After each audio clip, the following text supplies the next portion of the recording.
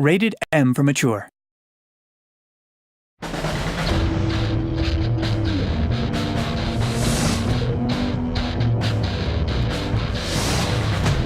So I'm here with an extremely special guest, someone who I'm a huge fan of, Terry McGovern, who plays Larry in the Walking Dead game. And Terry, I'm so excited to have you here today. Nice to meet you, you son of a bitch. How are you? I'm great. Wow. Every time I do that voice, I think of George C. Scott. Do you know who he was? I know the name. Terrific actor.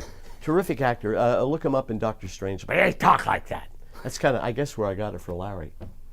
Wow. Not a nice man. Jumping right off the right out of the gate there with That's Larry. That's the way it's done. So before we go into Larry, before we talk about your character in Walking Dead, I want to discuss some of the other stuff you've done. You've done Launchpad McQuack from DuckTales and Darkwing Duck. Well, I've been alive a long time, AJ. So it's good that I've done something. I'm like a kid in his game room when I go home at night, because I go into my studio and I got microphones and dials and I've been, that's been my life, my entire life is audio, and I love designing audio. And so when I got a chance to get into cartoons, into animation, I jumped at it and I hoped I had the talent and got lucky. Got cast DIC, D-I-C, which was a strange French company.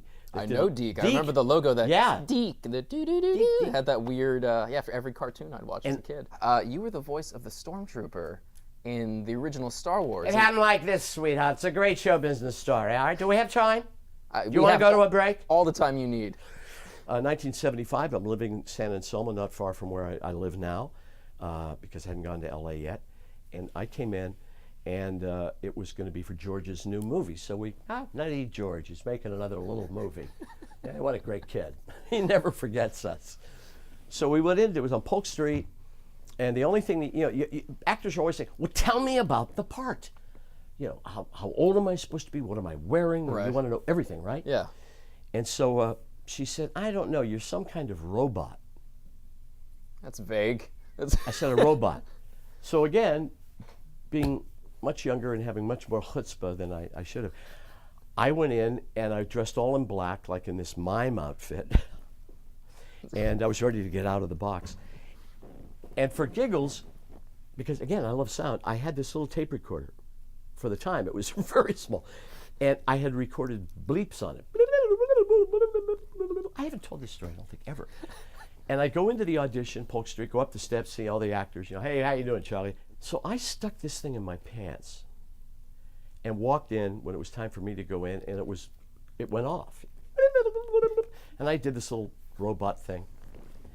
And Lucas is sitting at the desk, and he goes like this. What is that? And now I have to stop, I have to break character and explain to him and reach into my pants. He goes, oh no, we don't need that. So I thought, well, that's another one. So we jumped in Johnny Weissmuller's motorcycle. It had a sidecar, and the three of us went to the Buena Vista, and I don't remember the rest. So what kind of audition? Was that for a robot or Stormtrooper? What the hell were you doing? George is a genius. He's a great man, but he doesn't speak. He brought me into his house one night. I only lived 5 minutes away. Me, Morgan Upton, Scott Beach, Jerry Walters, I think that was the group of us, and said, we've made a new movie, and we need some post-production voices. Okay, we're sitting in his big palatial screening room, and we had a stack of paper, and there were lines all over them. And he says, basically, you're like stormtroopers, you're like police. And he was, because Johnny had played that, I don't know if you remember THX 1138, but he had a guy who was kind of a prototypical stormtrooper in there. Right. With the mask and the helmet. So we're ribbing him about it. What, are you going to show us any? What is this? And he says, well, I have a little film I could show you. Okay, George. And he shows on the screen the explosion of the Death Star. And the lights come up. And we looked at each other and went, that's it? He said, that's all I can show you right now. Just do a voiceover of that. So just shut up and do the, and everybody did the same exact lines. We just kept passing the script around. There were random lines. And for some reason or other, they took my track to be with Alec Guinness in the scene at the cantina. And I saw it 2 years later at a theater in Los Angeles. I man, I almost lost my mind. Because the guys I'm with have no, I said, I think I have a little voice thing in this. And we were all through it, all four of us, all the good guys. Right. Who can ever forget Blast Them? Remember that? Yeah. That's you? Yeah. I may need a new pair of pants after that. Back to the Future. Back to the Future. So you were involved. I was in the original, I was in the film. Right. And the film was shot, I guess, 84, and I got a part to play one of the parents. I can't remember whose father I was, but a number of us 35, 40-year-old guys and women were hired to be the parents in the film. And then Zemeckis, who would redo things like that, he fired Eric Stoltz after 30 days of principal photography and brought Michael in. Right. I'm very thankful for that, by the way. Of course. But you're talented. You could have done Eric.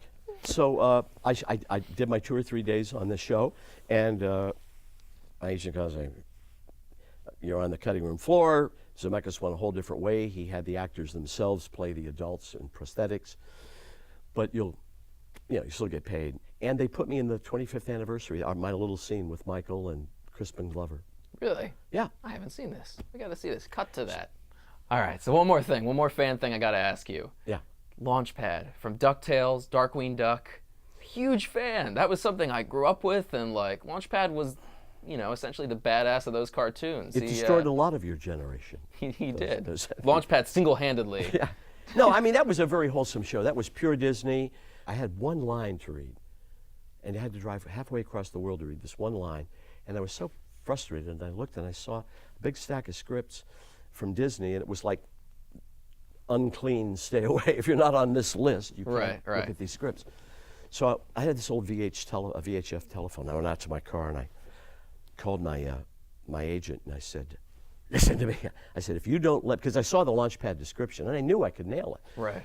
And I said, if you don't get me in for this, I'll hold my breath, or made some idle threat. And he said, all right, relax. And he called Bob Lloyd, who owned VoiceCaster, and said, let this guy get in. He'll get in and get out and won't give you any trouble. So they let me in and do it, and I got it. And this is the insanity of doing voice work.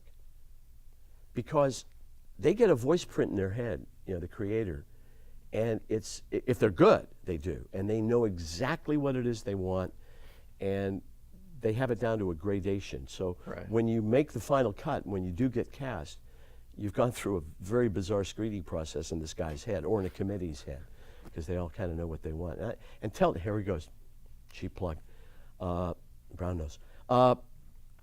Telltale's got that. Telltale's got that with the professionalism of the writers, the designers.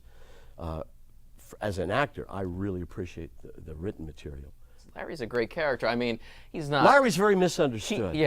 He's well loved. Everyone loves Larry. Well, he's writing a book. Larry's writing a book?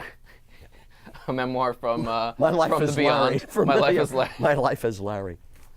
Only 14% of your people tried to kill me, AJ. You know the stats? 14%. Only 4. Yeah, I was going to say, let's see, boy. So why the hell did you kill me? Why'd you let me die? I didn't kill you. I personally You know who didn't I'm kill talking you. to.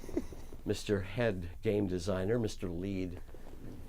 I can't come back. I'm dead. But it was kind of interesting. My character didn't die of the bite. You died of salt. I died of a brick of salt. A brick of salt. How did you No, feel I died. watching- I had a heart attack. Wasn't it? Well, that's one of the I don't know. alternatives. That was my thing when I was playing through it. I was like, I could bring him back. I think I could revive him. I think he's still alive. So I was not willing to just, throw a brick at your head. But You have a place in the will, AJ. Thank you for at least trying. Got it. So how did you approach playing Larry? What was your mindset behind Larry? But it was based just on what the creators said in the script. They give us he's middle-aged, he's insane, he's whatever. He's cranky. They didn't mention how big my nose was going to be. That is Would that have changed What a your hooter. performance? You see that nose on Larry? That's some kind of hooter. A big jaw. But he was just a nasty guy. And also, actors love to swear, because we don't really get a chance in television, although that's changing with cable. Right. But to be able to say, "You asshole! Oh, you sons of bitches!" It was just great. First of all, it sounded like my family, And it was, I don't know, there's something endearing about it. You know, as I said, only 14% of the people try to kill him. Yeah, which is, it's a weird thing when when he has his heart attack and he's laying on the ground, you're like, I don't really want to do it. Like, I wanted him to die the entire time, and then we got to that moment, I was like, I think I could save him. Well, I hope this has taught you young people something about compassion. The thing I love about this game is it shows humans how really vile and antisocial we can be. Yeah. You know, that we exclude each other and we only look out for ourselves and for our own. And Larry, underneath it all, cared about his daughter. Yeah, that's the interesting What was thing her about name? Larry. Lily. What was her name? Hey, What is wait. my kid's name? Lily, I think. Yeah. And I don't give a shit about what happens to you. But if anything happens to my daughter or that little girl you've got with you, you watch your ass. So he had some soul. He had some compassion, but he was not a pleasant man. No, not a pleasant man. Please pick up my book. That's all right. Robert is- Kirkman is an alias. Oh, for this you. isn't my book. What is this, Walking Dead? I did play the game. You know you were in a game, right? No, but I never played a game.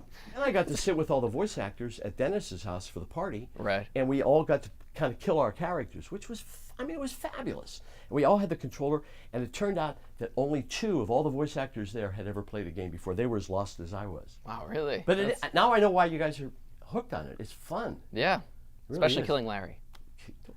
I didn't do it. There's only 14%. We'll find them. Yeah, we'll find that 14%. You're a very talented man. So are you. You're much more talented. Thank No. you so much for We're all on talking to our me own today. curve. Wherever we are, that's where we are. That's right. That's Keep going, kiddo. you too.